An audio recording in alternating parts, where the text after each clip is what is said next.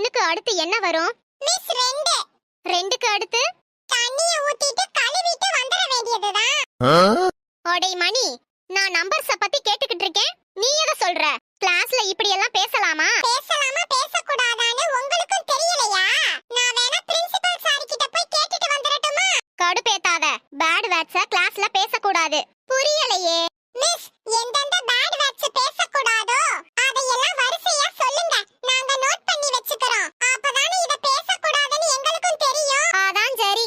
அடே, கெட்ட வார்த்தையா என் வாயாலேயே சொல்ல வைக்கிறீங்களா? ஃபர்ஸ்ட் பெஞ்ச் எல்லாம் வெளியில போ. ஓகே.